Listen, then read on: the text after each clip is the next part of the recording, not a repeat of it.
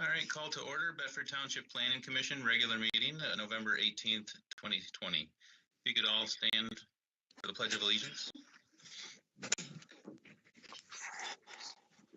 I pledge allegiance to the flag of the United States of America and to the republic for which it stands, one nation, under God, indivisible, liberty, justice for all. All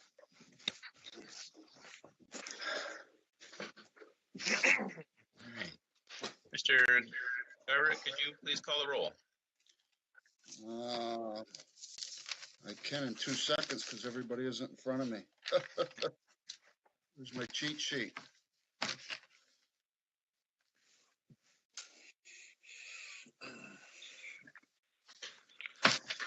Here's last week, or last month.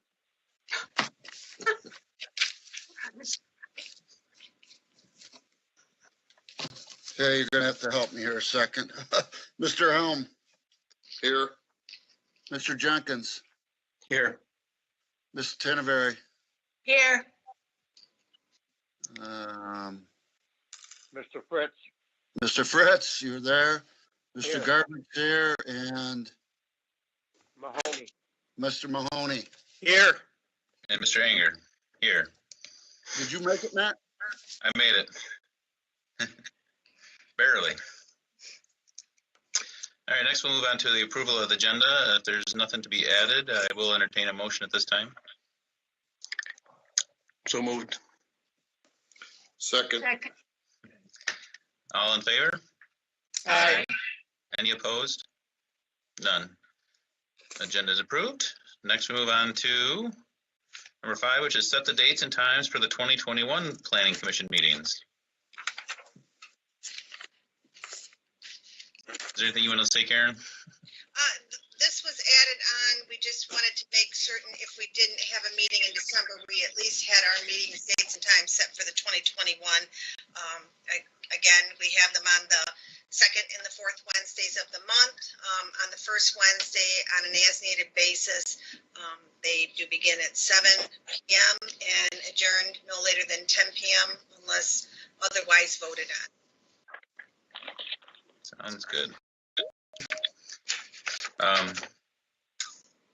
Is this something we need to vote for? Yes.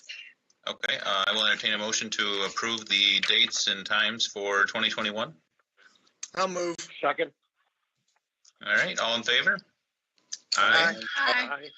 Any opposed? None. Dates are set. Next, we'll move on to the approval of the minutes for the October 28th, 2020 meeting. For anyone that was here, I will entertain a motion at this time. I move we approve the minutes of the meeting of October 28th as presented. Support. Second. I think I had Mr. Fritz second. All in favor? Aye. Aye. Any opposed? None. All right, approval of the minutes is done. Next we move on to public comment. This is for anybody that would like to speak anything that is not part of the public hearings that we have. So if there's anyone on the line, we can go through them and we'll lead through.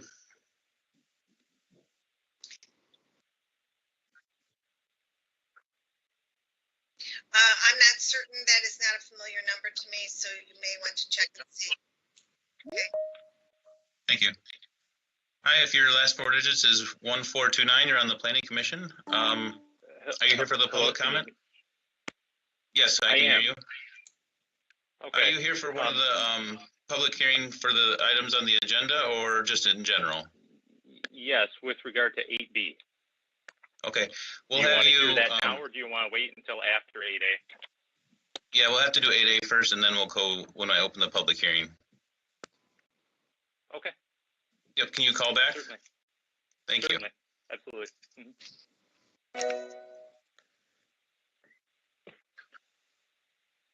All right, with that, we'll move on to a request for, agenda A, a request for final site plan approval for Cuba Dermatology Office on parcel number 5802-491-02500, vacant lot located on the north side of Quail Hollow Drive and west of Sequoia Road. Karen, can you give us some background, please? Yes, I'm not going to go through the entire site analysis due to the length, but the applicant LLC is the site located on the north of Quail Hollow and Secor Road. The project site is for a 5,209 single-story or square foot single-story structure, and it is oriented on the site between Secor Road, and the parking will be in front and landscape. The zoning and the land use patterns, it is C1. And, it is PBO, and it is adjacent to C1 local business on the north and south sides. The building setbacks have been met, in some instances greater than what is required by ordinance. Parking lot design standards also, all of the parking requirements have been met. The dumpster is located in the northwest side of the site, and while it's not located more westerly behind the structure, the location of the dumpsters is greater. So it does meet the minimum requirements of the ordinance. Fencing at the time, additional fencing is proposed for the site. The landscaping does meet the requirements of the ordinance around the detention basin and around the site. Site lighting also with the illumination plan does meet the requirements of the ordinance with full cutoff. It does have some wall packs. We did receive the cut sheet on those, and it does appear that there will be no light pollution that is greater than what is required by ordinance onto any adjacent properties. Sometimes once those are installed, we might have to make some adjustments to those, but they do meet the intent of the ordinance. Also, the architectural requirements, the building materials are consistent on all sides of cultured stone, vinyl siding, and fiberglass shingles.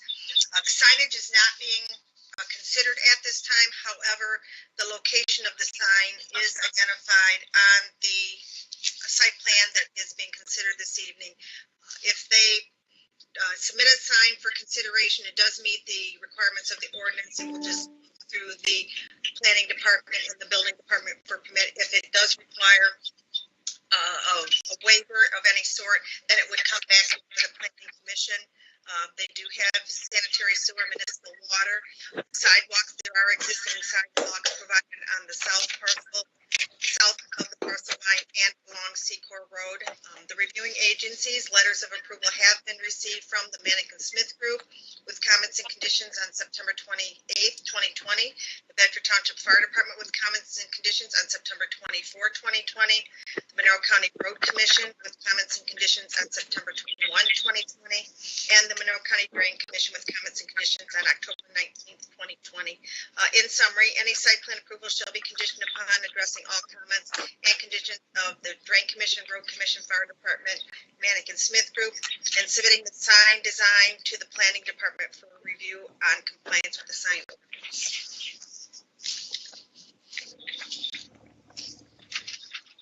Thank you, Karen. Do we have a representative for Manhattan Properties LLC? The number that's in the lobby right now is not the number for this particular item.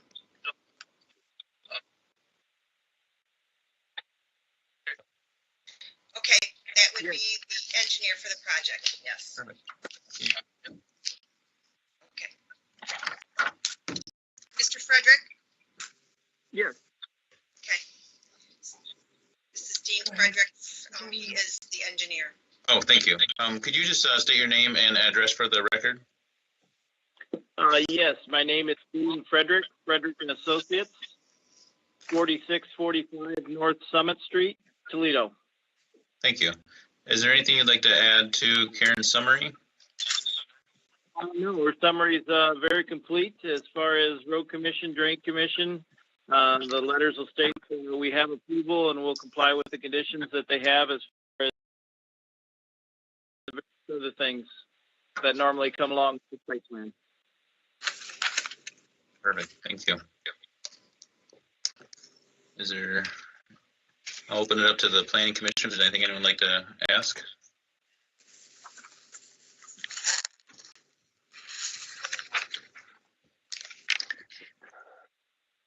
Yes, Mr. Mahoney?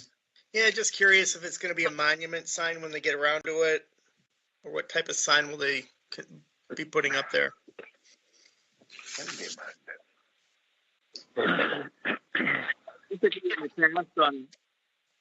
Go ahead, you raised your hand.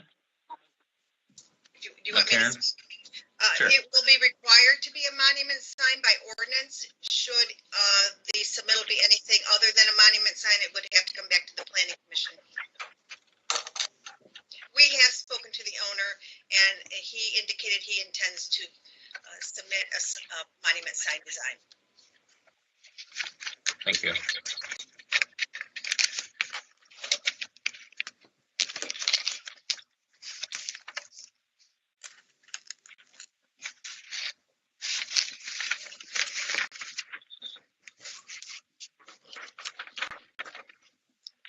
I personally like the design. I think it looks good and will fit in well with the surrounding area.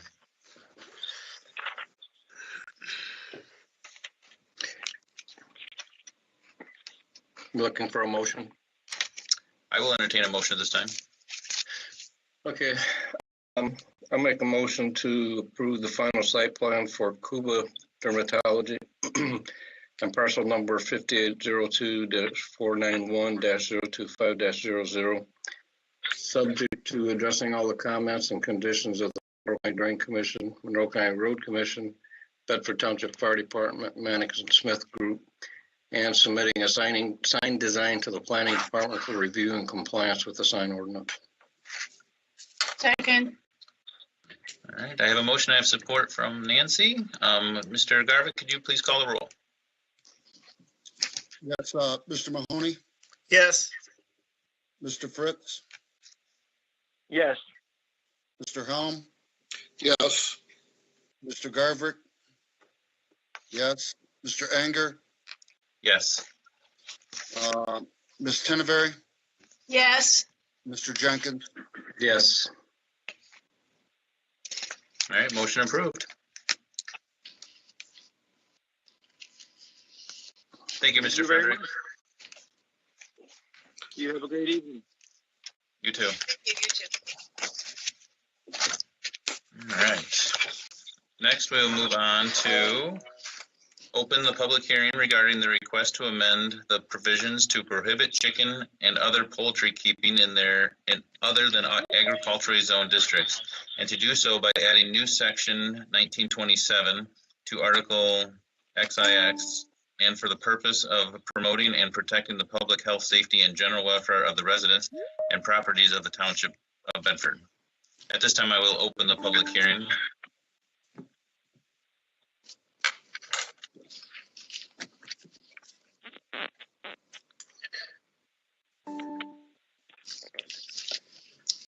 Damon is The ordinance.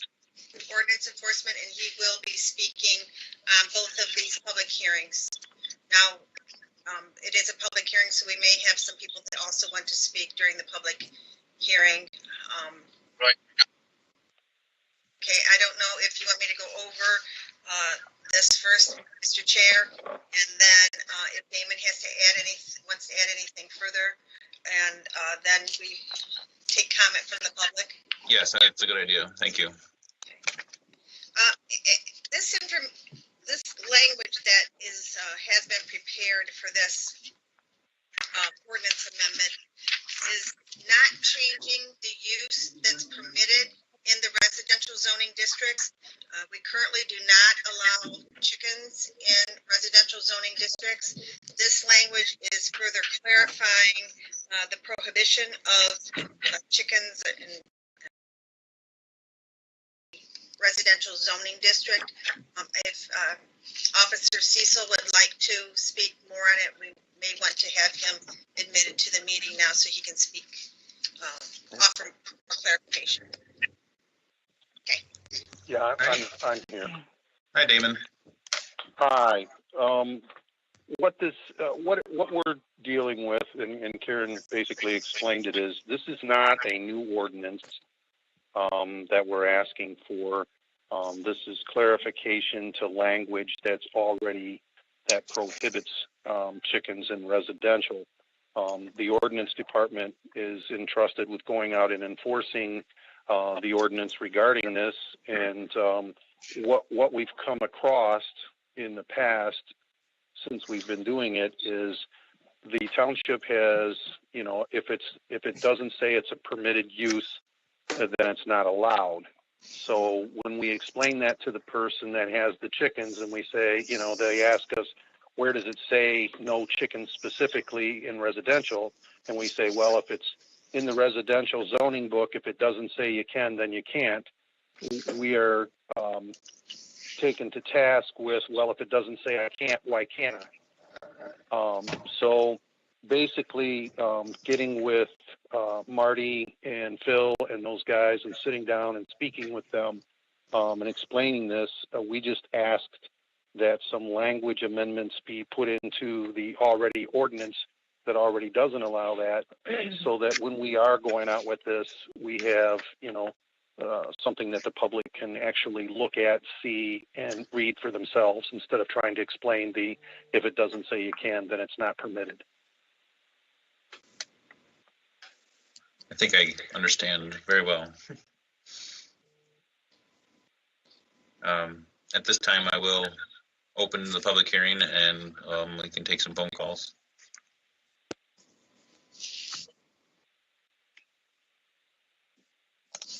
That's Nancy Kime. Oh, Can you give us your address for the record as well? Yes, I am not a resident of Bedford. I'm the architect for the Cuba Dermatology Office. We are Yes, finished that one, yes. Oh, I was on hold. I've been on hold since 7. I was just let in. We approved that one, and everything is all set for that. Oh, excellent. Well, then thank you so much. I appreciate it. You're welcome. Thank you. Were there any questions that were unanswered that possibly we could answer, or everybody's good?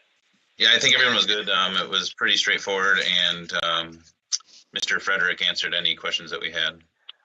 Okay, good. Yeah, no, I was texting him during the meeting saying, I've been on hold since 7. I'm not sure. Are you in? And he hadn't texted me anything. So thank you very much, and good luck with the rest of your meeting. Thank you. You have a nice night. Thank you. You too. Bye-bye. Bye.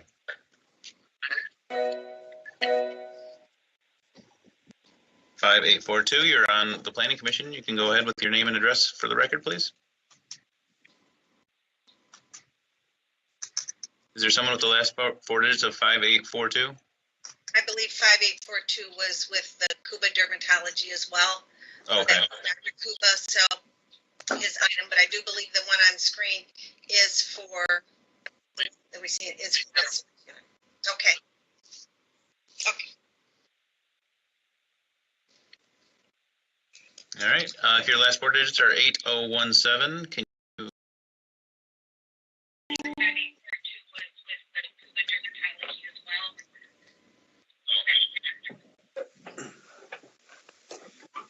Is there someone on the phone with last 4 digits of 8017?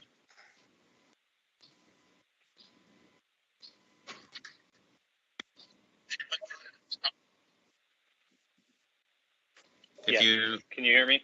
Yes, we can. Can you just state your name and address for the record? Yes, Steve Rosnowski, 9316 Jackman Road. Thank you. I want to speak in opposition to the proposed changes to the township zoning ordinance regarding a ban on chickens on residential parcels. I feel these proposed changes are unnecessarily broad and restrictive. Specifically, they would treat large residential parcels the same as small subdivision lots. I understand that the proposed revisions are being termed a clarification rather than a change. But in my mind, if you're going to alter the language to our ordinances, it seems reasonable to me to fully evaluate and consider other possible avenues, even if they differ from how the current ordinance is currently being interpreted. If it was clear to residents, a change wouldn't be needed. I am aware that chickens have caused problems in some areas and some regulation may be necessary. However, there are many examples where they are cared for properly and did not cause a nuisance to neighbors. I think a more nuanced and thoughtfully crafted revision to the zoning ordinance would better suit residents of Bedford Township. Based on conversations I've had with Supervisor Peroni and representatives of the ordinance department, I understand there are 3 main complaints related to chickens on residential parcels, and I would ask that the ordinance be written to address the problems rather than by a blanket ban. In this way, they would be regulated in much the same way as dogs, which coincidentally cause the same 3 nuisances as chickens. Number 1 is odor. Odor can be a nuisance to neighbors, particularly if the coops are not maintained. But rather than an outright ban, it seems reasonable to cite people if you can smell the chickens at the property line. This would allow larger residential lots with a coop near the middle to have chickens without inconveniencing neighbors. The second one I hear is noise. Much like a barking dog, a rooster can wake the neighbors. If you need to set a minimum lot size or a distance from neighbors, a setback to have a rooster, that would be much more reasonable to me than just doing a blanket ban. Number 3 is trespass. As with dogs and cats, chickens can be a nuisance if they're allowed to roam on the neighboring property. And I think that can and should be regulated. However, if they're kept in a fenced-in area, it's pretty easy to negate that nuisance for a responsible chicken or dog owner. So overall, I think it would be more appropriate to regulate chickens in the same way as dogs and cats. There are already many people in Bedford Township, particularly those with large secluded residential properties, who can and do maintain chickens in a reasonable way that doesn't adversely impact neighbors. These people purchase feed from local stores, and they also receive enjoyment and satisfaction, particularly in times of COVID. I think this is a big thing. I don't want to belabor my point here, but I have had several arguments. There's 3 arguments really from the zoning officials that were against my proposed solution, and I kind of want to address those. The first one was just that the ordinance won't be proactively monitored and is only complaint-based. And though I understand the current administration does not proactively enforce the ordinance, it would leave open the door to proactive enforcement in the future. I believe that basing an ordinance on the premise that it will not be enforced is just poor practice. The second item was that a blanket ban is easier to enforce, which I agree that it's easy to enforce, but the township should be working to maximize opportunities for residents. If this means that an ordinance is a little more challenging to enforce, I would expect the local government officials to rise to that challenge. We already do that for dogs, so I don't understand how chickens would be any different. And lastly, with regard to people in the residential areas don't want to live next to livestock. But as I've kind of discussed here, there's a way to mitigate impacts to neighbors while still allowing chickens in areas where it does make sense. There are many areas, even north of Temperance Road, where residential parcels are near agricultural parcels, and in some cases larger than adjoining agricultural parcels. People should be permitted to use their parcel as they wish, so long as it's safe and does not adversely impact neighbors. So I really appreciate your time and consideration, and I do trust that as public officials, you'll consider your options before making a broad amendment to our ordinance. Thank you. Thank you. That's really well said. This is the public hearing part, so we'll have discussion afterwards. Thank you.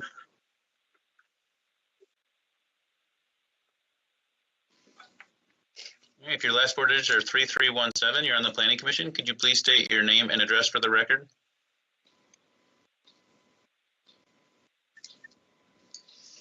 Is there someone on the line with last four digits of 3317? That was just me. I just spoke. Oh.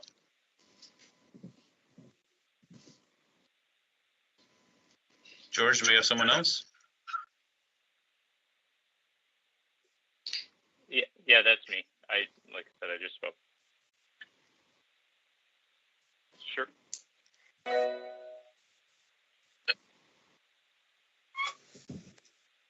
All right. At this time, I will close the public hearing and open it up for discussion amongst the Planning Commission. Joe. Yes, Joe. Yeah. I agree with the gentleman. I think that it's, I guess I've never heard, I guess that's what it is. If it's not written, then it's, you can't do it. I'd rather have a law than not doing it. But I agree with him on some of these larger sites and I know in the city of Toledo, you can do it. You just can't have roosters. And I think the biggest problem is not smell, it's a rooster crowing. So they stop you in the city of Toledo. And with the FFA and all the things going on out there right now, they're really trying to get these kids involved in it. And they're actually added exotics to it. And a lot of these kids have skunks and hedgehogs and ferrets and chinchillas and geckos and snakes and turtles, exotic fish. I just think it's a slippery slope when you start doing that. And I think it should be enforced like the dogs and that also. If somebody wants to raise 6 chickens, there's no rooster. I don't have any problem with it at all. I think it's good for kids. There's a deal out there called No Child Left Inside. It's to get the kids back outside, and it's nature deficit disorder. And when you can have kids do that, and they can raise 5, 6 chickens and have fresh eggs, and but I am definitely against the roosters. I get it. You come home at night, you're on your deck, and a rooster's crowing. I own chickens. They don't just crow at 5 o'clock in the morning, and they do it. So I just think, there's a lot of exotics out there that people have, and I think this, if somebody does have a smell, needs to be addressed, and no different than a dog or something. But you shouldn't even know somebody has chickens if there's not a rooster. Thank you, Joe. I would actually agree with you on this one, and I think we need to address fixing the ordinance to, like the gentleman said, to allow chickens in residential with restrictions. Matt, yes, Dennis. This is Ron. Matt, this is Ron. Yeah, Ron, you can go first. Go ahead. Are we not voting on not that? We're voting on whether or not to change the wording, correct? Correct. So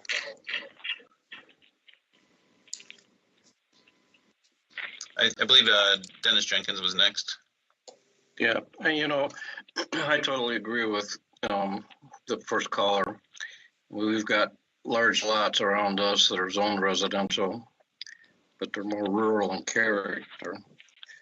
And one parcel in particular, I didn't even know they had chickens until I happened to see them one day.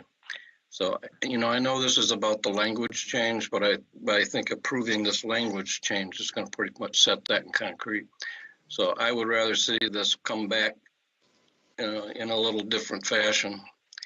And I did send Damon a copy of some American Planning Association material on urban chicken farming, and he didn't get it. I mean, he couldn't read it. He got it, but he couldn't read it.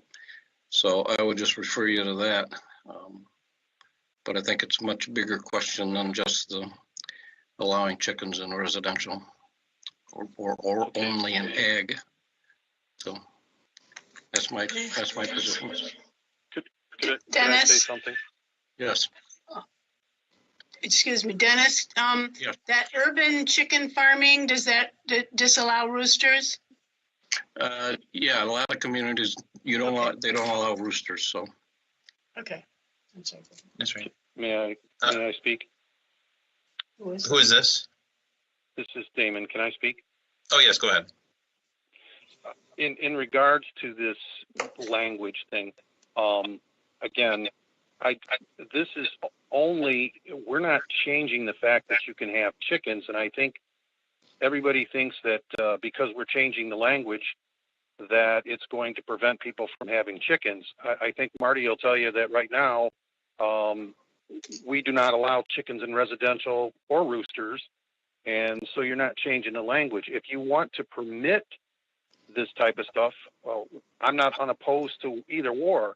All we're trying to do in the ordinance department is be able to better address it with the public as opposed to the way it is. I mean, we don't go, I think he said about aggressively going out and looking for chickens. And if we change this language to amend it to what it is, that's what we're going to do. We don't do that now.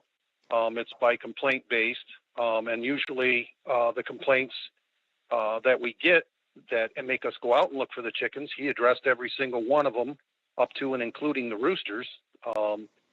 But like I said, if we're going to change if by not adopting this language, if I'm understanding all of you, you don't want to adopt this language, then you feel that having the chickens in the residential is going to be permitted.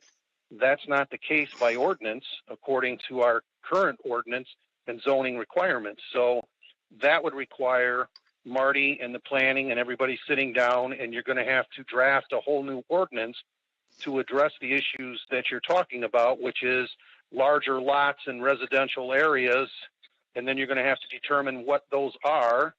And then if we're going to go with that, I would say that you're probably going to have to look at, okay, chickens are farm animals.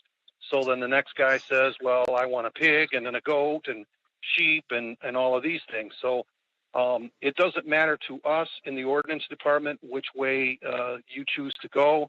But I'm just saying that right now, even if you don't adopt this, it doesn't change the fact that chickens are not allowed in residential. That would take a whole different ordinance. Am I not correct, Marty?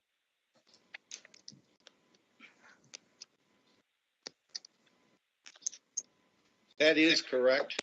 Currently, chickens are considered prohibited in residential districts, and by not adopting this ordinance, that would continue. The purpose of this ordinance was to simply, and by request of ordinance enforcement, to clarify and to be able to show property owners that, in fact, that chickens are prohibited. So if you want to specifically affirmatively allow chickens, then that would be starting over with probably quite a complex ordinance, because you couldn't imagine all of the contingencies and conditions and setbacks and parcel sizes and things that may be involved to be considered in developing such an ordinance. And if you're doing it for chickens, then you're probably going to end up doing it for many, many other types of animals. And so what you have before you is a proposed ordinance, and you are merely voting on whether you would recommend its adoption to the township board, who would make the final decision. So all of your discussion is very good, and Karen and Jody are making notes, and we'll pass all of that discussion on to the township board for their decision. Thank you, Marty. I know, Pat, you were next. Yeah, a couple questions I have. Number one, these are two separate issues, right? We're talking about poultry, and then the other one is about pets, right? Two separate ordinances? Separate. Okay. Yes. I want to clarify that. And then the second thing is, Damon, I was wondering if you could give me one or two examples of what you run into. I sense some frustration in your voice when you get one of these complaints. How does it go? What's a typical complaint sound like? Well, I'll give you an example of one that we had. We had a residential area. The people had chickens. The chickens were not kept in the coop. They were in the neighbor's yard. They ate up the vegetation. They ate the man's bird seed. They crapped all over his back deck.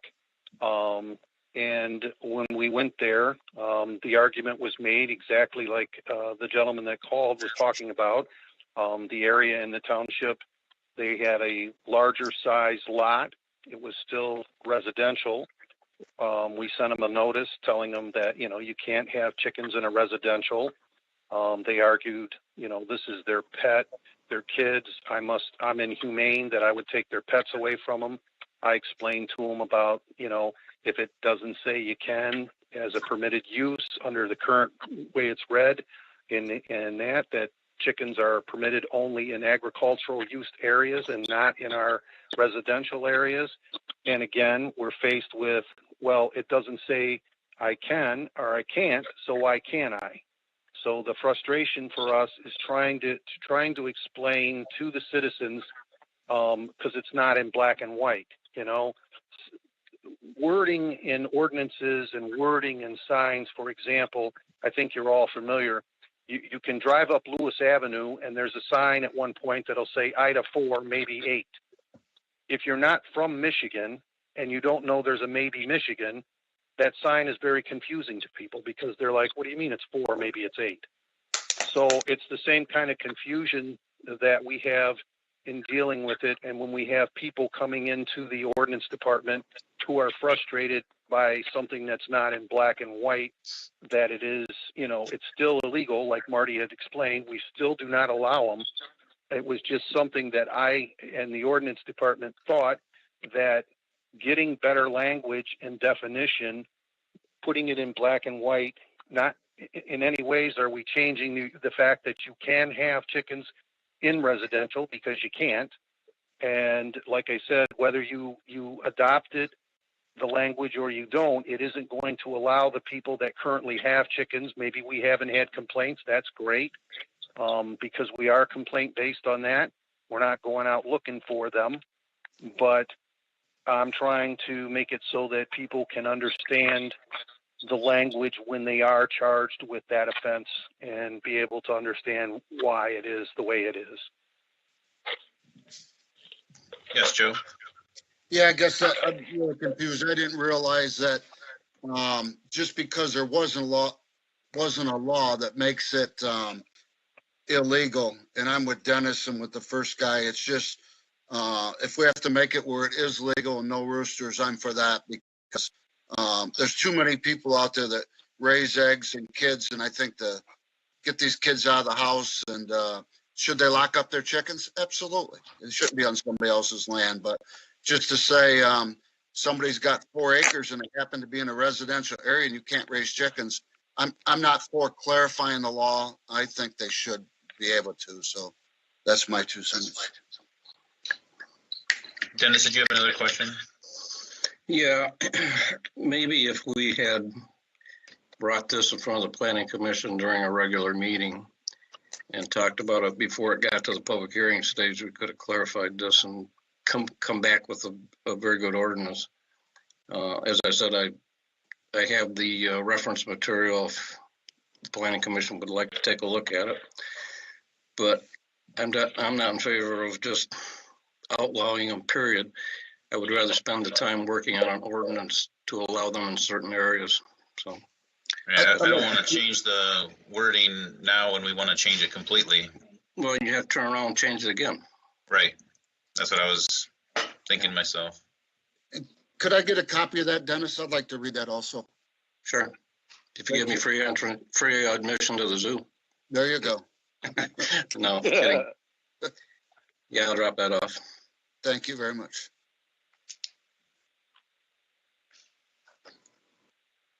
Are there any other questions, comments? Brad, yes? How many complaints a month are you seeing for chickens, for people calling in? It varies. I mean, during the colder months, we don't get as many, obviously, because you don't have the odors, you don't have the things. It's mostly during the summer months when you have the heat, the odor, and the things of that nature. We have different things at different times. So Okay. during the winter months, no. And again, like I said, just so I reiterate this to you people, is that we in the ordinance department, I don't care which way you go. I don't care whether you allow chickens or you don't. That isn't what this is about. It's just that if you're going to permit it, then we're going to have to make a total ordinance change altogether and vote on it, and everything's going to be changed. And if we're not going to, because currently we do not allow it just based on our own language, like Marty had explained, the way it is now. So it isn't, if you turn the language down here, that's fine. I don't care. It isn't going to make chickens legal any different than it was before. And I believe Phil at one time had said they don't care if it's changed because they can defend it either way. So we don't care either.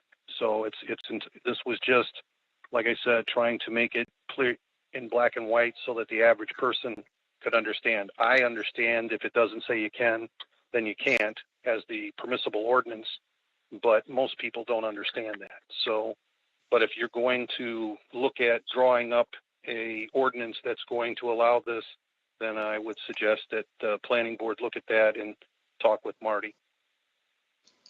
Thank you. Yes, Nancy? Damon, when you go out on these calls, typically how many chickens are you seeing in these residential zone areas? Are they, few like pets? Or are they more like a egg farm? Well, it varies. I've had both. I've had some people that have had, 4, some people more. Like I said, when I had a house on Dean Road, they had a few chickens. When I say a few, it was probably 3 or 4. They had a couple of roosters, a couple of turkeys, a pig, and a couple of goats, all on residential property. And the odor was the cause for the call. So it varies.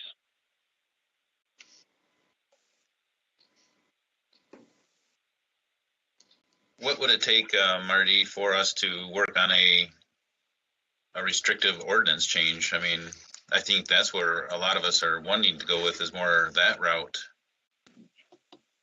Well, it would be a completely different direction, and it would be much more complex than what you see here, because it's going to have to take into consideration, are you allowing chickens everywhere in residential? How many?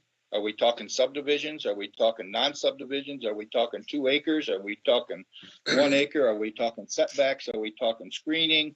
Right, I get all that. I'm just curious. So the planning department would have to create a draft of an ordinance with direction and thoughts from the planning commission as to what they're looking for.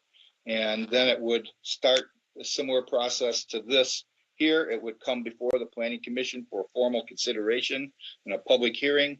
And then the planning commission would give its recommendation to the township board. Thank you, Marty. Yes, Karen?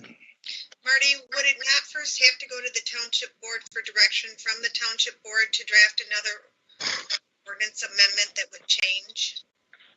I think that resolution is probably still in place, and I agree that's the protocol that would have to be followed.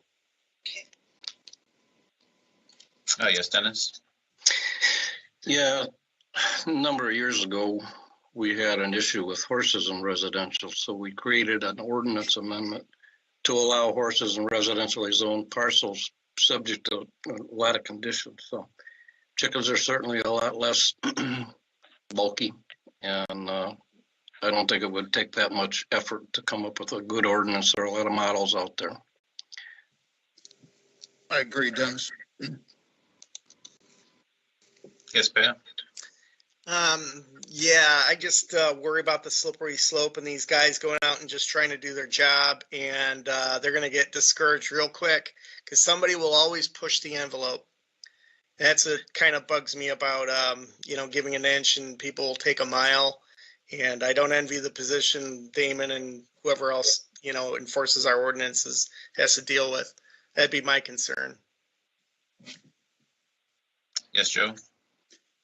I agree with Pat, and I think this will make it clear that here's what you can and can't do, and you're not going to be able to do free range chickens in Quail Hollow, but it gives a set of rules, and it gives the people allowed to do something. I think most of these are 48 chickens, not 48, 428, because we get a lot of them call us and say, hey, my kid raised these and they're doing this and they're not laying eggs anymore. Will you guys take them?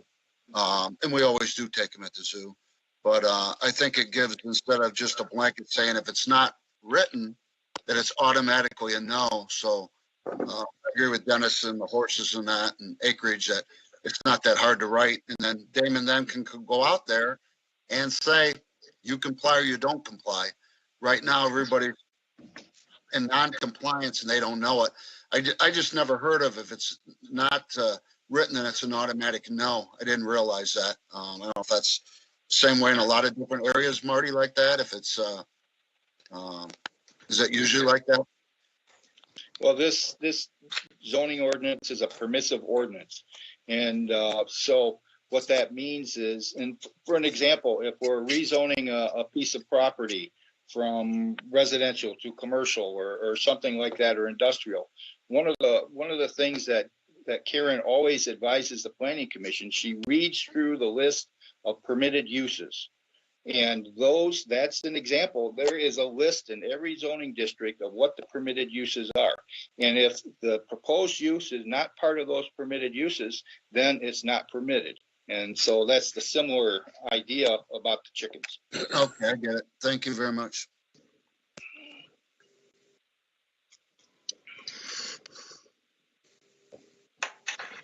So I guess the question is, do we want to amend the language now and try to fix the ordinance in the future, or do we want to, recommend to?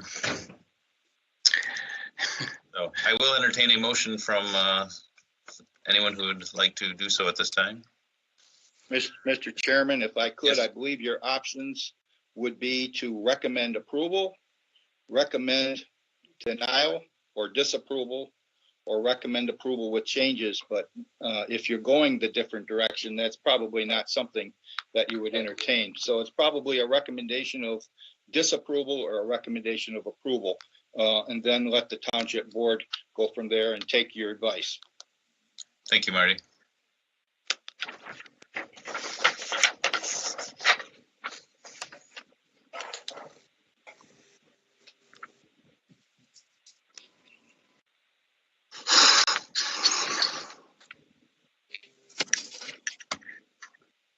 Yes, Dennis? I would like to make a motion to not approve the request for the language change to that ordinance. I'm not gonna read through the whole thing, but I have a motion. I second it. I have support. Mr. Garvin, can you take the roll, please? Just to clarify, if you vote yes for this, it is to say no to the vote, change. Mr. Repeat Mahoney? that. Can you repeat that, Matt? If you vote yes, it's to not change the ordinance wording. It's to leave it as is if you vote yes.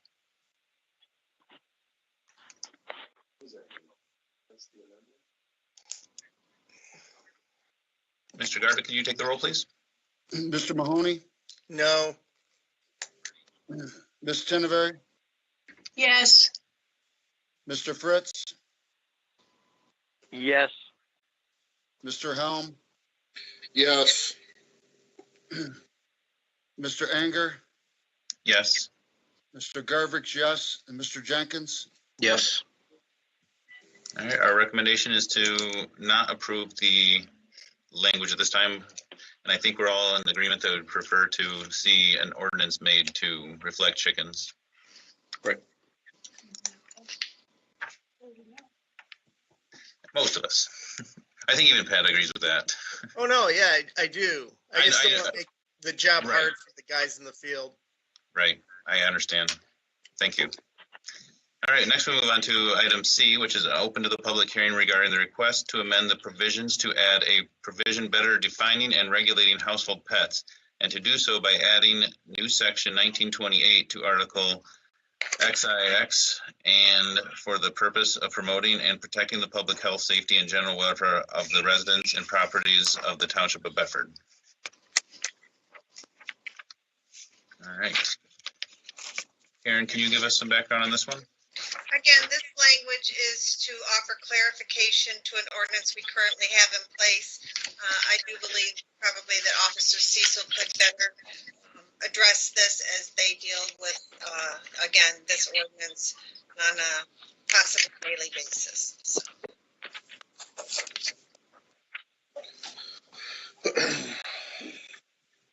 Mr. Cecil, do you have anything you'd like to? Well, basically, we're back at the same type of situation. This is our kennel versus you're not having a kennel type of thing. According to our ordinance, we allow for a maximum of 3 dogs or pets or whatever, with the exception of puppies up to 6 months, and then they have to be moved on. The clarification, we get called out on some of these where you have 4 or 5 dogs in a home, 4 or 5 cats. When we explain to them that, you know, you can't have that, we give them a copy of the ordinance, which it's written under the commercial kennel, private kennel type ordinance.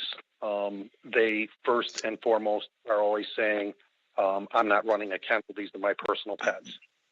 So we try to them that we understand you're not running a kennel, but you can't have 4 or 5 grown dogs or 4 or 5 cats or all of this.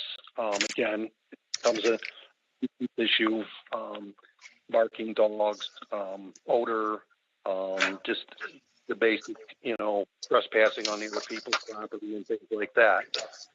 Again, the ordinance department, you know, whether you adopt the language change here, doesn't matter either. The only reason we would like it is simply because it makes it easier to explain to the community the difference, you know, kennel versus private kennel versus commercial kennel. And it just lends to that. So that is basically changing anything. You still can't have 5 dogs. You can't have 5 cats. You know, language is plain and simple. It's just the kennel issue. So that's where we're at with that. Yes, Nancy. Damon, I have a question, or a couple questions actually. The wording in section 1, almost to the end of the section says, well, I'll read from the first of that sentence. Household pets shall be permitted as a normal accessory use to a residential dwelling and the property on which the dwelling exists, but there shall be no more than 3 household pets 6 months or older, the size of or larger than a domestic cat, routinely kept as a pet in the dwelling and on the property where the dwelling exists. The way I read that is you can't have any pets under 6 months, such as puppies, and you can't have a Great Dane. Is that correct? No. Well, it says the size or larger than a domestic cat. Okay. A Great Dane I don't know. Yeah, a Great Dane is larger than a domestic cat. I didn't write that language.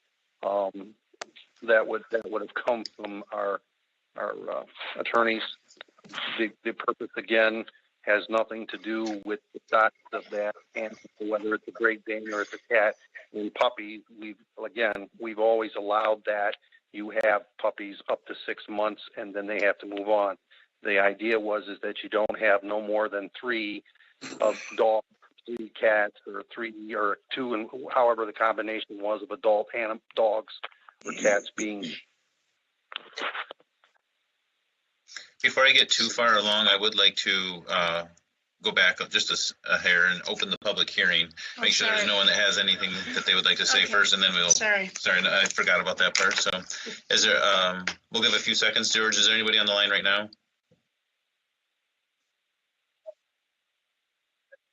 Okay. Okay, so Marty, could you clarify that for me then? He said Yes. that's your wording.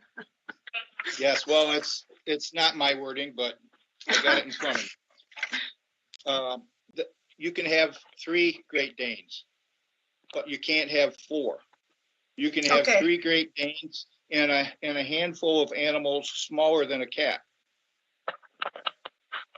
Okay, so we're not counting animals smaller than a cat, a household cat. So gerbils, snakes, whatever.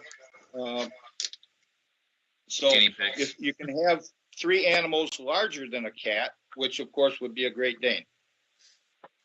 Okay, all right. I guess I didn't read it that way. What about potbelly pigs? I remember back in the 90s we had an issue with that.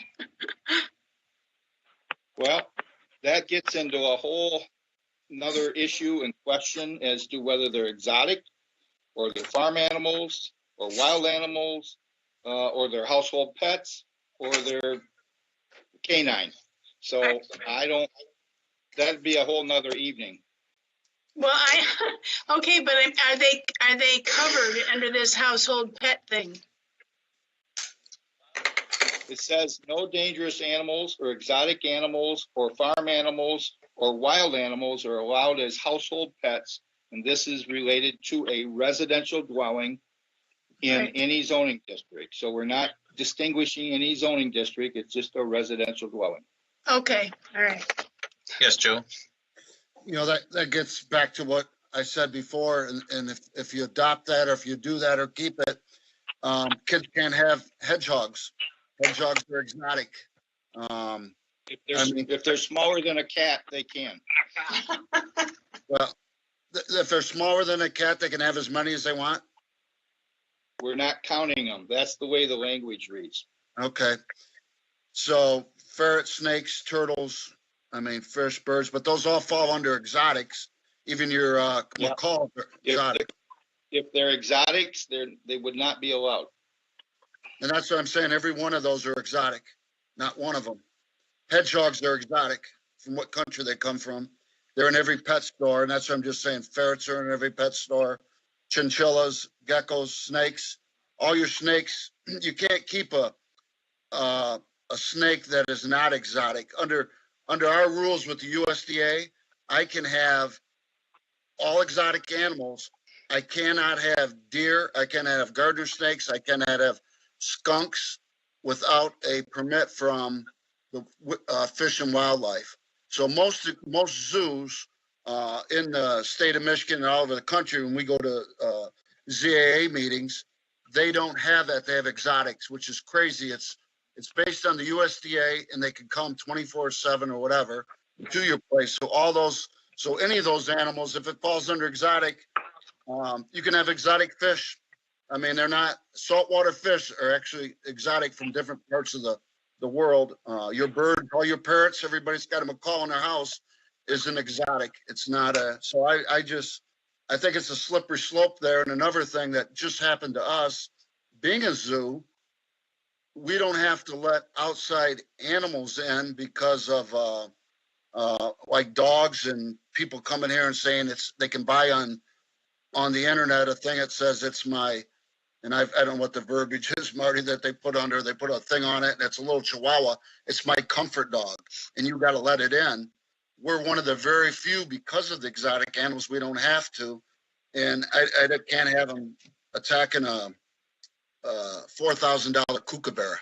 So it's really, when I'm sitting here looking at most of these pets that people have, Even Keel Exotics sells them. I've had this conversation. We've had it with the head of the USDA is a lady at the last convention, and said, she got up and spoke that you got to be careful in your communities because these are pets and we do not think of them exotic, if that makes sense, but they are considered exotic by the USDA. So that's just my 2 cents in it, that we'd have to go to all these houses. If somebody complained, a boyfriend got mad at a girl and said, hey, she's got chinchillas. Are we going to go take them? They're definitely exotic. And we consider them, hamsters and gerbils and stuff. You can look up where they come from. That's why our Michigan law doesn't do it. They do anything that's indigenous to the United States. So, it's just something to think about, because they're all exotic that these kids have in the pet stores right now. If they weren't exotic, Marty, they couldn't be selling them. Does that make sense? Because USDA rules that. Well, all I know is that this ordinance, or any ordinance, is not going to preempt federal law or federal regulations. So whatever the federal regulations say are exotic, and if they require licensing or approval or permits, this ordinance is not going to preempt that and require something more. If they're restricted or prohibited by federal law or regulation, we can have an ordinance allowing them, but that's not going to preempt the federal law. They won't be allowed. Well, I'm saying they are allowed through the USDA, but you're saying that the verbiage exotic, I'm saying about half and I'm guessing about a quarter, whatever the households would fall under. You can't have that by that one word, exotic, because those are all exotic. Ferrets are exotic. I know they're smaller than a cat, but it's still an exotic animal. And that one word, I think, is a double-edged sword, if that makes sense. Yep, it's in there. And those are all Perfect. We will close the public hearing and we'll continue with discussion. Thank you.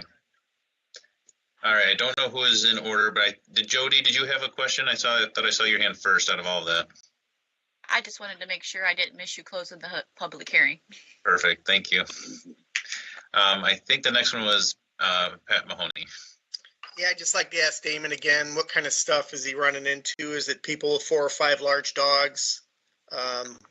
What's the impetus for this change? It is exactly that. It is the complaints that we get where we have people that have more than the allotted amount, and it's covered under, like I said, it speaks to it as a private kennel versus a commercial kennel, and the issue comes, they don't understand because it says kennel, that they believe that they're not running a kennel, that they're just having the love of having 4 or 5 dogs. Again, it's just spelling out how many household pets you can have as what the household pets are. Again, it doesn't change the fact that you still can't have 5 dogs. You still can't have 5 cats. It's just the language would be changed. And when you talk about exotic animals, I realize, Joe, you run the zoo and you have all those. And as far as I'm concerned, I do what I want my neighbor next door, harboring some baby lion cubs or some bears or boa constrictors or something. I wouldn't necessarily want that around my kids in a residential area. As an ordinance person, am I going to go in there and try to take a boa constrictor, a bear or a lion? Absolutely not. So again, this is addressing more for us. What we've dealt with is the pet portion of it, which is dogs. We don't get calls about people owning gerbils, ferrets, snakes, because most of those are kept inside the house and people don't have any idea that they're there. So again, this is what the language is and what we face. Thank you, Dan. Dennis was next on the thing, then I'll get you, Joe, after Dennis. Does this kind of somewhat tie in with the other ordinance we just denied? Marty? My understanding is that they are totally separate and you can recommend approval of one without the other. They're not tied together. They're independent. That's it. That's all I have. Yes, Joe? I agree with Damon on, lions, bears and everything else. The only thing I'm saying, when you put the word exotic in there, it takes away every kid's pet, because in the United States, you cannot sell an animal that's indigenous to the United States. A painted turtle you cannot, but I can get a different type of turtle from a different country. So I understand that, but I think that word exotic is, I'm not talking about smaller than exotic. If you can't own an exotic, and I listed all those, I think that's scary.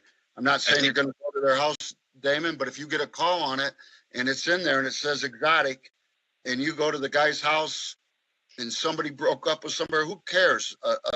A mom went over there and you got to take it out of there, because by law, I guess you have to, if you write exotic. A hedgehog's exotic. It's not raised in the United States. Nothing indigenous to the United States. I cannot have a raccoon, but I can have another type of coon from South America. So I'm scared to death of the exotic word for every kid's sake. And like you said, it's not at Lions, it's not that, but I think that has to be clarified, because every pet's an exotic when it comes to small. And if I'm not mistaken, this can be a recommendation, just like the last one, where we either approve it the way it's worded, deny it as worded, or approve it with changes. Correct, Marty? Recommend approval with changes. Yes. So if that's something that is really pressing on your heart, Joe, you can always make a motion to have them look at the language of the word exotic and maybe put tighter restrictions or wording on it, in other words. Because ultimately it's up to the board to make the decision. It's our job to recommend what we believe. Yeah, I just don't want to see, I don't want to see every kid losing his pet because Right, every I pet agree with sold you. in pet store is exotic or can't be sold. right. And I don't think Damon's gonna go out there looking for small pets that are considered exotic. I think he's got better things to do with his time. I'm worried about the boa constrictor that gets loose and kills the neighbor's puppy. I agree. But it's the law. If you put word exotic and your daughter has them and I call Damon, he has to take them away. It's the law. Right or wrong. I mean, chinchillas, exotic. And I love them. I love hedgehogs. But my neighbor couldn't own them legally. That's what I don't, I get it, but that's a scary word when you put that because Nancy? Damon, where does animal control come in here? I didn't know that you would be removing animals. What is animal control there for? Believe you me, we don't remove them, but animal control passes the buck down to us. So what do you mean? What do you do? If we get a call that somebody has 5 dogs, we go out there. Animal control won't go out there. They say our ordinance covers that. So basically animal control doesn't have any or take care of anything in Bedford Township because we have an ordinance? Anything that we have an ordinance for, no, they don't want to take care of it. They handle dog biting in the township. They will handle licensing in the township, things of that nature. But when it comes to barking dogs, things like that, or the dogs in the parks, they would rather, because we have the ordinances, they want us to enforce it because they say they don't have the manpower to do that. Okay, thank you. You're welcome. Dennis, did you have another question? No, Okay, sorry. Your hands up. it's frozen. Your digital hand is up. All right, if there's no other questions, concerns, or comments, I will entertain a motion one way or another. We have 3 options here. Is tabling an option? No, I don't think so. Not at this point. I was We've had was the hoping public we hearing. could get better wording that would satisfy everybody and then bring it to a vote. I think that would be the recommend to approve with changes option. And explain what your proposed changes are. Yes, Dennis? So the only change we're talking about is removing the word exotic animals. Is that right, Joe? yeah, I mean, yes, absolutely. I just think every animal's exotic in somebody's house unless it's illegally there. Okay. Or specifically defining what the word dangerous means.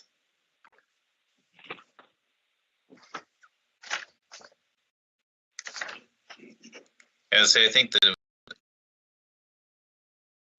the issue of having a dangerous exotic animal, it's still going to be falling under the dangerous part. So there wouldn't be the. Those are all ruled by the USDA, the feds. You cannot have a bear. In the 1980s, 1984 and stuff, they were bringing animals in. There was no regulation whatsoever. And the biggest group that brought them in the organization was the Hunt Brothers. And they brought them in, and to this day, they own 80% of the zoos in the world have their animals in it that they still own in the zoos. If they have a baby giraffe, the giraffe goes to the Hunt Brothers. And all this tigers and everything and lion tigers and all that, the tiger guy, I don't even know what it is, the story out there, Joe Tiger, or whatever his name is, that stuff's all federal now. You can't whatsoever. Even for us buying them and stuff, special permits, USDA, Federal Endangered Species Act. So somebody having a bear or tiger next door, shame on them because it's federal. I worry about the kids with the small stuff. If that verbiage comes out of there, I'm fine. This is Ron. I got a question for Damon. Yes. Damon, what would happen would that cause a big problem to you if exotic animal wasn't in that paragraph? We serve, I don't have a problem with whatever changes that you people want to make. Like I said, we don't deal very much at all. I don't get calls on chinchillas. I haven't had one in 6 years. I don't get calls on any of the ferrets. I get calls on more of the domestic type things. Like I said, the dogs, the cats, the stuff like that. That's where we're getting phone calls. Household pets inside, goldfish, piranhas.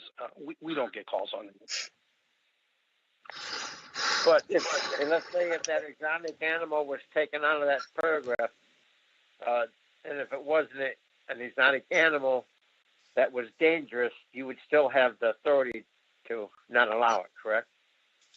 Well, that would probably be a question to ask the legal department. If you don't have it listed as exotic animal, I mean, that would be an issue to take up with them. Like I said, to one person, it's like anything else. You may like a pit bull, and they're great. My daughter has one. I can't tell you how many people call up and say they want us to get rid of this dog because it's simply a pit bull and it has a bad reputation. I mean, that's kind of what we're talking about. As far as exotic goes, like Joe said, no, it might not be a lion or a tiger or a bear. But if the language isn't there, I don't care one way or the other. I don't have to defend it. That falls on our legal department. And I would call them and ask them anyway.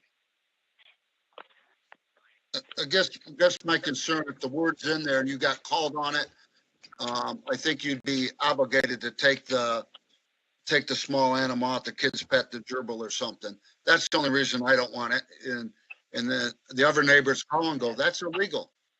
And, it happened in Blissfield, Michigan. And it was awful. Like, I got a call tomorrow. It happened in Toledo. We're getting a alligator tomorrow at noon being delivered. They can't have them, the big stuff and that. But what I worry about is a kid's pet, which happened in Blissfield.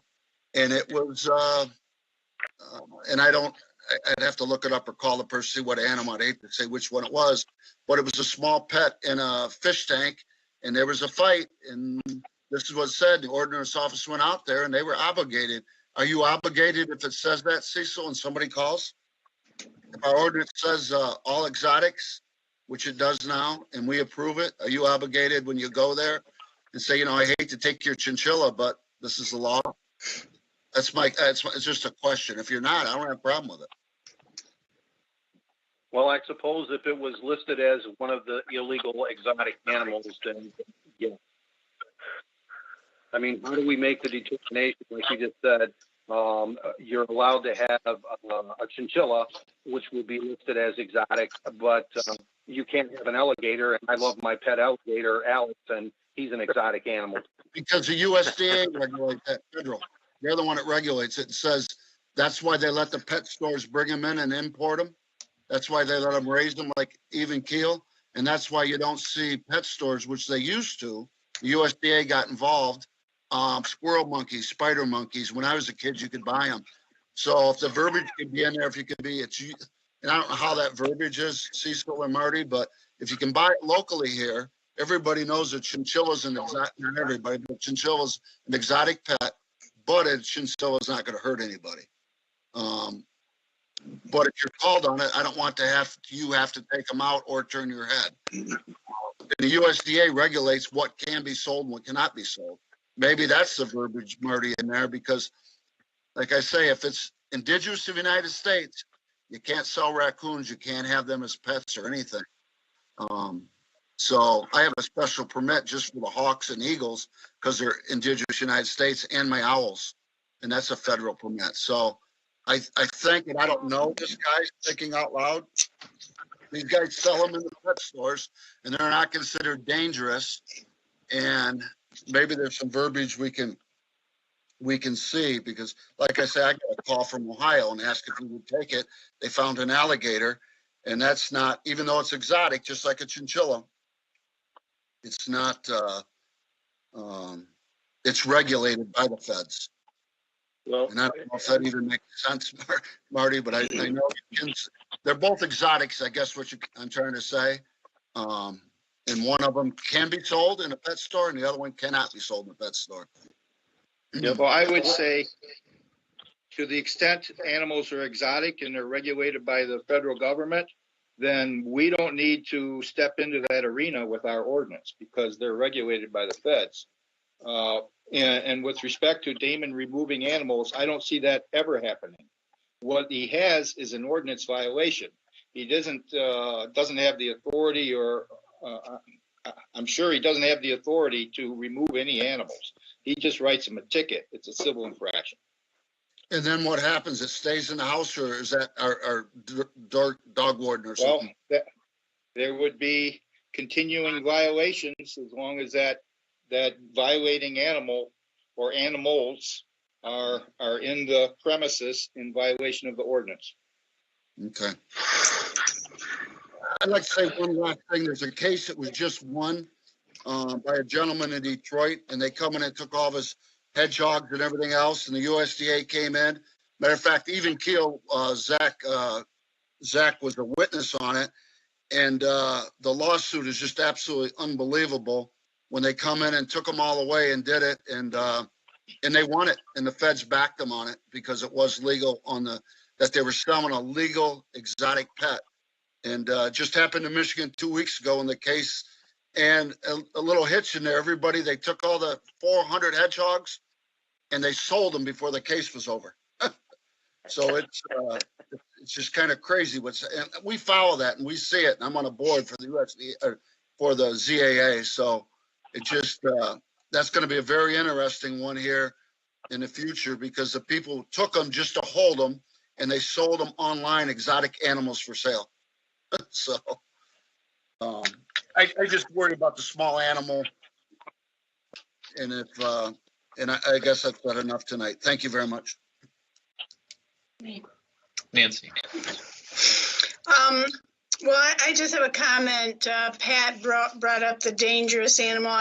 It's my thinking that any animal that becomes dangerous is a dangerous animal. I don't care if it's a dog or a cat or a boa or a hedgehog or whatever it might be. That to me, that's the animal that becomes dangerous.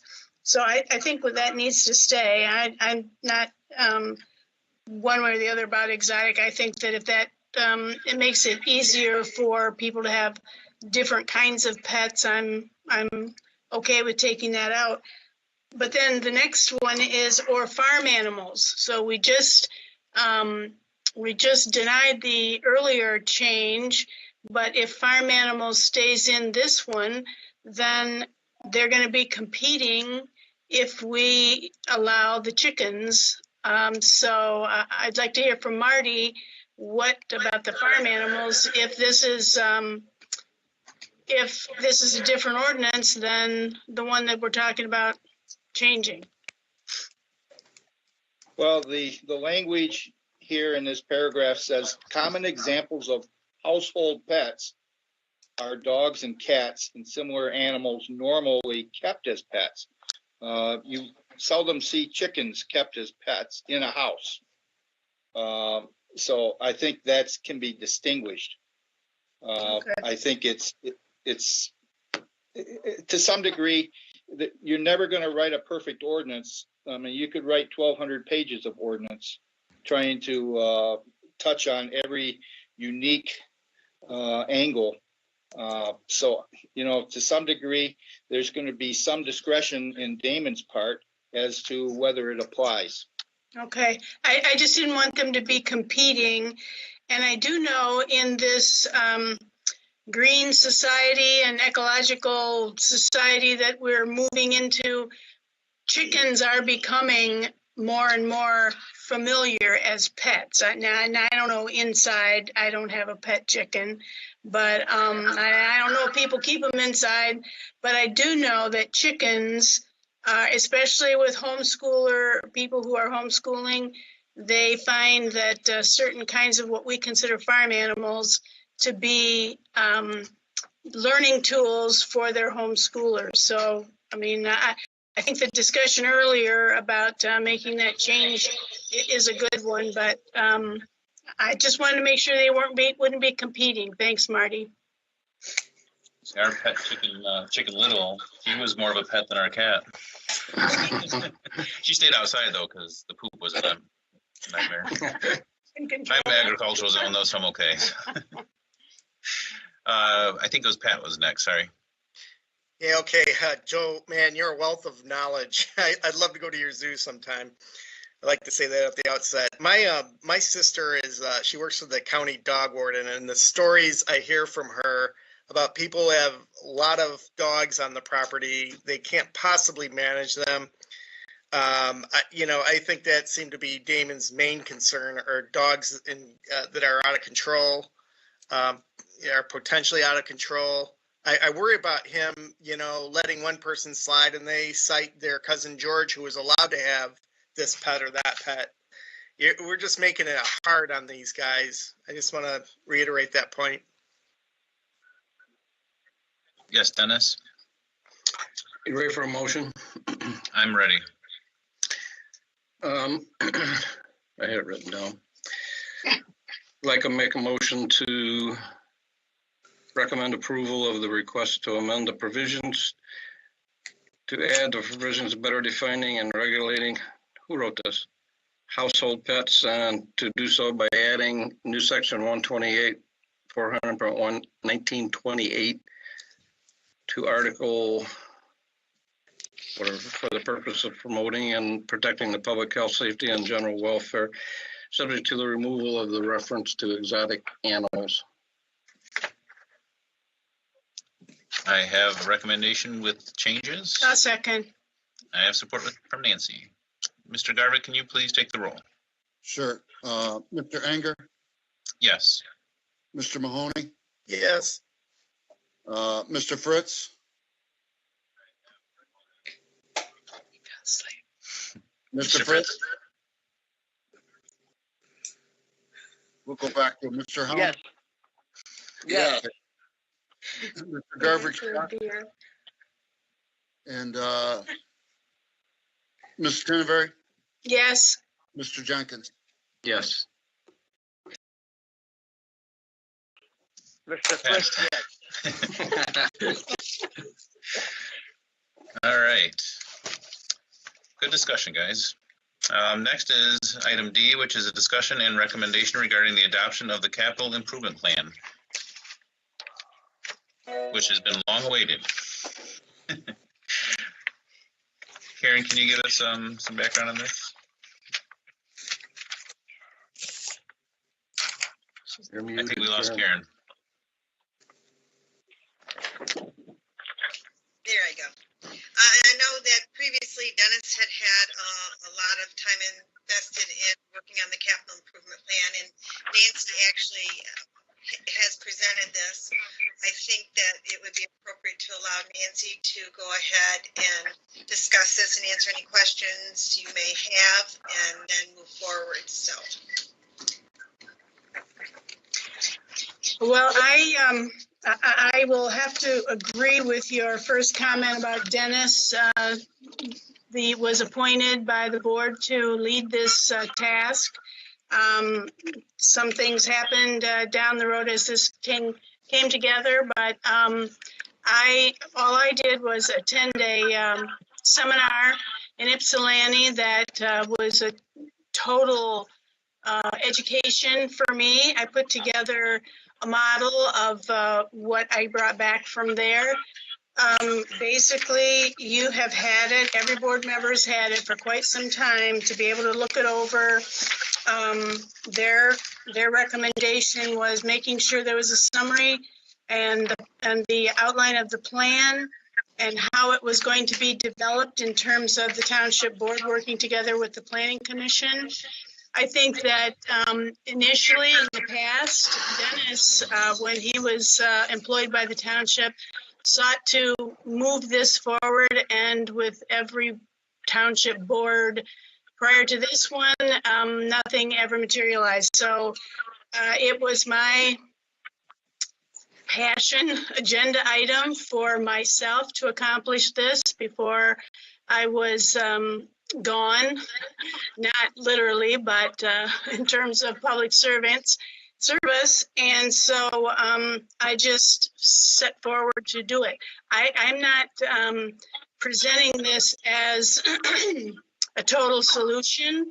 I'm asking that this planning commission approve it as is or make changes. I haven't heard from anyone for to make changes, but I would ask that it be approved as is. It is a working document, just like a budget, that can be amended and changed anytime with suggestions from the future. But this is what we have at present. And I'm just asking that it be moved forward so that the township board can put it as a part of their budget planning and begin to put money into a capital improvement budget. The plan commission first has to establish the capital improvement plan, and then the budget process can ensue. And I would suggest that this planning commission and whoever takes my place from the board, that you continue to encourage the township board to make this a priority. You know, things deteriorate over years, and just as we saw with the fire stations, there was a lot of money that had to be spent to renovate. You know, you don't want to have to put a millage on the people to make improvements to a township facility that has just deteriorated because people in power didn't do anything. So that's my plea. If there's changes, certainly, you know, I went to one seminar, and this is in no way perfect. You will not hurt my feelings, as I've said before. The back page that talks about the assets, that can be updated as well. And the values that were established here were taken from the insurance that the clerk maintains. And so they could be old numbers, I don't know. But again, this is just a working document, and I'm hoping that you see the importance. This planning commission and future planning commissions must make the capital improvement plan a priority in their annual planning. It can't be just the master plan. It has to be, because by law, it's your responsibility. Okay, that's it. I'll shut up. Yes, Mr. Jenkins. Yeah, I appreciate all the work Nancy's done on this to bring it to this point. And I noticed it did generate a lot of interest during the political campaign. I just hope that after it's adopted and sent to the township board, that enthusiasm continues. I'm just afraid that they're going to lose interest in it and it's going to fall through the cracks again. So, but Joe. Pat was next, then I'll get Joe. Hey Nancy, can you put in a nutshell how or when do they start planning for their budget? Are they working on 6-year budgets? What's the reality like for the township board? No. The township board does not do a 6-year budget. They need to with the capital improvement plan, but this is just the initial startup here. So they start their budget planning in February. They meet together with the department heads, and that's where department heads, let them know what they need in terms of vehicles or whatever. This doesn't take care of desks and chairs and things like that. It's capital improvement. And so They talk to the departments in February. In March, they start meeting as a board to look at the last year budget and look at the next year income. And, you know, and then they also have a fund balance, which is what people call a rainy day fund. And they can take money out of there to put into this capital improvement. But they need to start planning so that each year they will be able to increase the amount that they're putting in.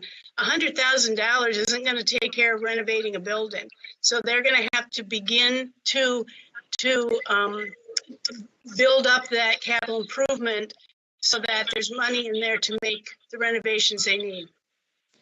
Thanks.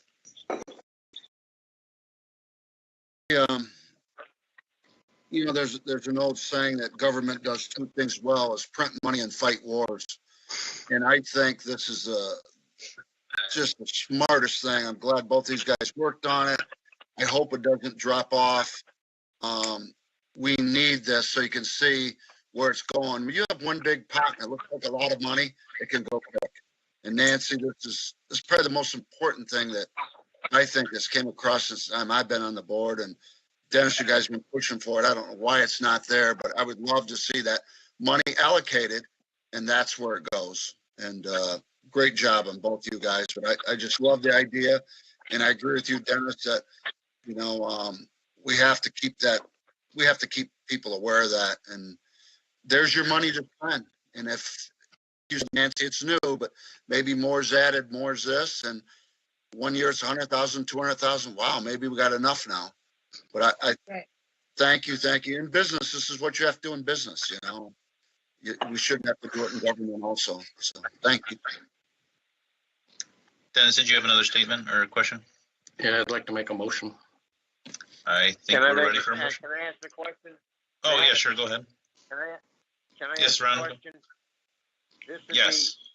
be to the chair, to Nancy and Dennis. First off, Dennis, what happened to the $50,000 request we made to go in to these buildings and find out how much work needed to be done so we could go ahead and put the first one that was in the worst shape?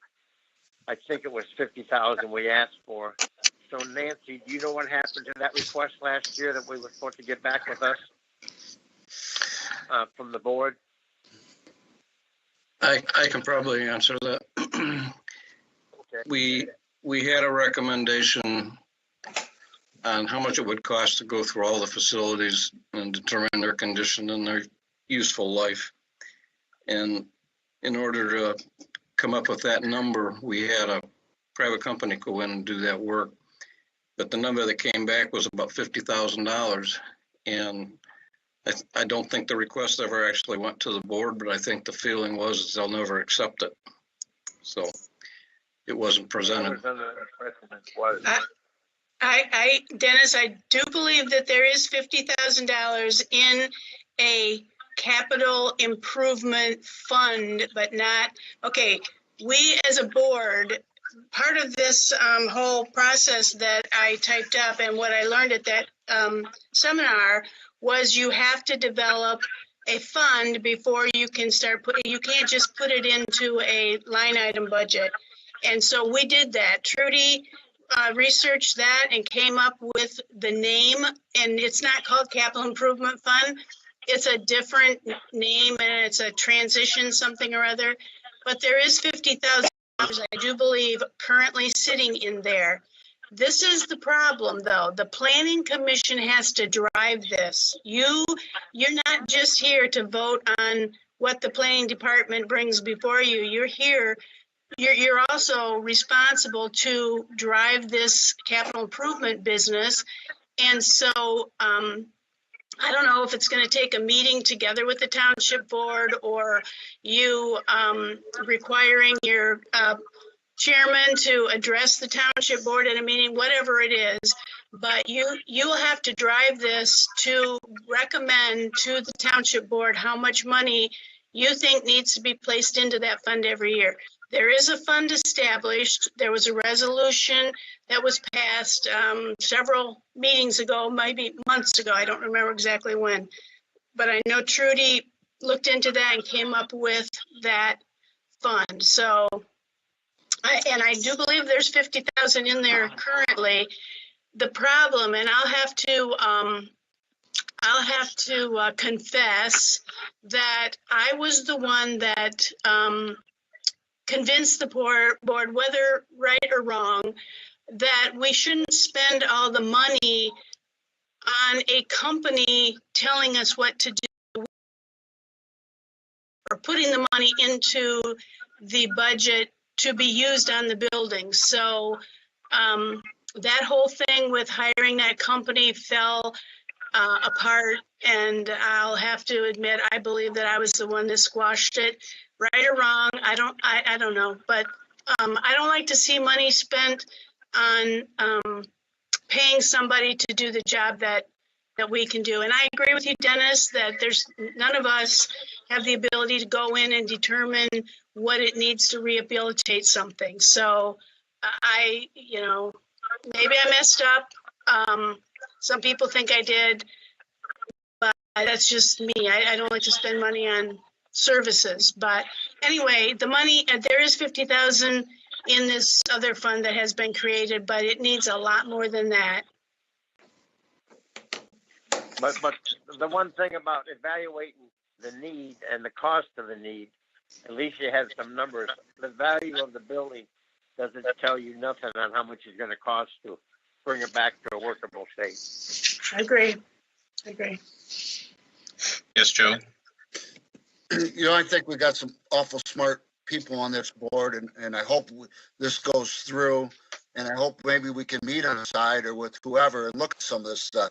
Brad Helm builds $1 million houses, and I've got some background in that. And Dennis Jenkins has just been in this business so long in the township, and if this is our responsibility, I'm not afraid to step up. And I love the idea that the money's aside; it's not one big pot. And I think everybody here's got some good stuff to put in, so I'm not afraid to spend some other time on the side too. So that's all I got to say. Thanks, Joe. All right, Dennis, I'm ready for your motion. I think Ron's not done. Okay, Ron, go ahead. I was just going to say, we can look at it all day long, but to get a reasonable number, you're not going to do that just by looking at it. I don't care if you're a plumber, electrician, an iron worker, whatever. Until you get the numbers, you don't know what it's going to cost. I agree. And what we're talking about, going into these buildings and checking the heat and air conditioning systems, and testing them to see if the distribution area, the power coming in, is that system still up and running, and et cetera, et cetera. That's it. Thank you, Ron. All right, now I think we're officially ready for your motion, Mr. Jenkins. Didn't I make it? I don't remember. No. All right, I'd like to make a motion to recommend the adoption of the capital improvements plan, and also that we set up a joint meeting with the township board and the planning commission in the near future, like after the first of the year. I have support by Mr. Fritz. And Mr. Garvey, can you take the roll, please? Yes, Mr. Anger, Yes. Mr. Mahoney, Yes. Mrs. Tinever, Yes. Mr. Helm, Yes. Mr. Garvich, yes. Mr. Fritz, Yes. Mr. Jenkins. Yes. Did I grab everybody there, Mr. Yes. Anger? Motion approved. Thank you, Nancy. Thank you, Dennis. Can I make a comment? Can I make a comment? Sure. Through Matt, Nancy, thank you for making this paper here on the capital improvement. That was very good. It's very good. I just want to let you know that. You're sweet, Ron. I appreciate that. Yeah. All right, next we'll move on to item 9, public comment. we'll open that up to the public at this time. We'll wait a moment. George, let me know when we can move on. Thank you. While we're waiting, we can, do you have any new information, Karen? This happens to be a meeting that is between the typical second and the fourth Wednesday. Of course, we're going to cancel next week's meeting the night before Thanksgiving. We don't have anything specifically ready for a December meeting. However, we don't want to cancel the meetings in December, but we would like to find out if the planning commission members would be willing to possibly cancel the 9th, which would be our next meeting, and then the one after that would be the 23rd, and meet on the 16th. So we would cancel the 2, but we would still meet on the 16th of December, should we find we need to have a meeting. So I'd like to check on the availability of the planning commission members at that time. I would. Me also. I'll be good. Yeah. I'm good. Everybody's good. I noticed Nancy isn't speaking. Can I say something to Ron? Ron? Yes. You're on your own after this. This is my last meeting. You're gonna have to find somebody else to pick up your packet for you. You can still go and pick it up for me, can't you? Yeah. I knew you were gonna say that. I have enjoyed. Thank you for doing that for me. Oh, you're welcome. You're welcome. I know Joe can bring over some of his animals and drop it off for you.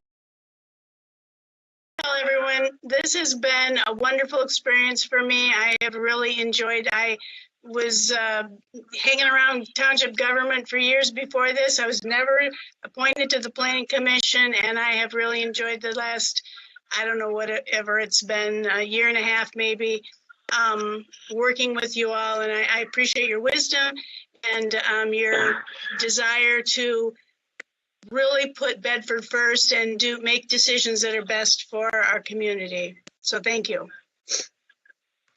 Thank you. All right, thank you, George. Is there any other commission or staff comment? Yeah, I'd like to make a comment. I've worked with Nancy since she was township clerk, and 21. I was when I was 21. No, you weren't. Yeah, it was I was there too. That was 5 years ago. And I've enjoyed 99.9% of that time working with her. But just good luck with your future endeavors, Nancy. Thank you. I second that. Yes, Joe? Yeah, I'd like to thank Nancy for everything you've did in the community and just the whole 9 yards. And it's probably not the time to say right now.